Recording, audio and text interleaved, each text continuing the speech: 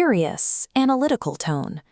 Looking at this geographic map of late 19th century West Texas, the Concho River Valley sits completely isolated, surrounded by the harsh expanse of the Chihuahuan Desert and the rugged Edwards Plateau. This arid landscape served as a natural graveyard for early frontier settlements.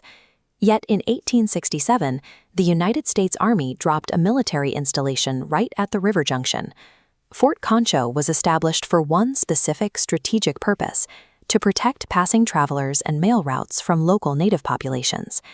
In this photograph, you can see the African-American Buffalo Soldiers of the 4th and 10th Cavalry. These regiments were tasked with securing the entire region and physically constructing the limestone infrastructure of the fort itself. As the soldiers received their paychecks, a local entrepreneur named Bartholomew DeWitt saw a business opportunity. He bought cheap land directly across the river and built a parasitic settlement of saloons, gambling halls, and brothels designed exclusively to drain the soldiers' wages. DeWitt named this cluster of vices Santa Angelo, in memory of his late wife. However, when the town applied for an official post office, the U.S. Postal Service forced them to change it to San Angelo, pointing out that mixing the masculine San with the feminine Angela violated Spanish grammar rules. The town was left with a grammatically correct name, but a precarious future. A lawless outpost completely dependent on a temporary military fort faces an obvious problem. If the U.S. Army ever packed up and left, the local economy would evaporate overnight. During its early years, San Angelo was essentially a secondary outpost. The real power in the region belonged to Ben-Ficklin, a prosperous official county seat located just 3 miles upriver. Faster, more urgently, that hierarchy disappeared in 1882. The Concho River surged over its banks, sending a violent wall of muddy water directly through Ben-Ficklin, completely erasing the superior town from the map. Sitting on slightly higher ground, San Angelo survived the floodwaters. Civic leaders immediately seized the opportunity, absorbing the vacant county seat status and hiring a prominent architect to build a substantial new courthouse of their own. The town secured its first real measure of legal and structural legitimacy entirely by capitalizing on the tragic destruction of its neighboring rival. That newly found legitimacy was tested in 1889 when the Army officially deactivated Fort Concho. Losing the military base should have been a fatal blow to the local merchants, but as this animated map shows, the town's geographic isolation had been broken exactly 1 year prior. A new line of track from the Santa Fe Railroad suddenly connected the remote settlement to lucrative eastern trade routes.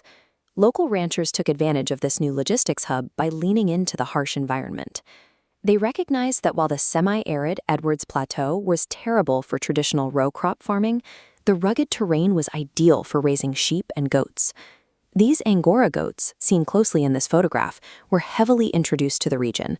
They thrived in the brushy upland, providing ranchers with a highly lucrative mohair product. Within a few decades, local warehouses were processing millions of pounds of fleece. San Angelo evolved into the largest sheep market in the United States, earning the title of the inland wool capital of the world. This 1968 photograph captures the cultural height of that agrarian dominance. The city hosted the nationally televised Miss Wool of America pageant, bringing Hollywood stars and major media attention to the Texas plains. Left without a military engine, the community completely rebuilt its identity, dominating a global agricultural market. Even with railroad access and a booming wool market, a massive environmental threat remained. The Concho River Valley was still plagued by severe droughts, alternating with devastating floods. This diagram illustrates the mid-century engineering solution. The federal government authorized the construction of the O.C. Fisher and Twin Buttes dams. This dual system allowed the city to capture violent flood surges and store them safely in a stable municipal reservoir. By diverting the captured water into a network of channels, thousands of acres of dry land were brought under reliable irrigation, insulating the local agricultural economy against climate volatility. Armed with a stable water infrastructure, civic leaders successfully lobbied the federal government to bring the military back, resulting in the establishment of Goodfellow Airfield in 1940.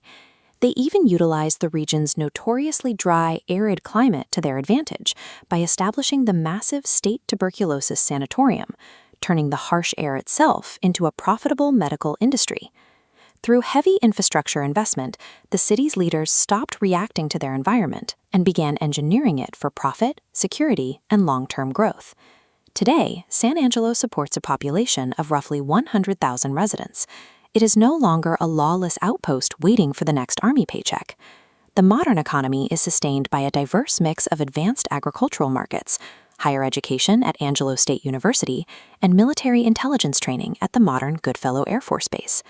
Cities in hostile environments don't persist simply because they were placed there. They endure because the people living in them learn to continuously adapt to every existential threat that comes their way.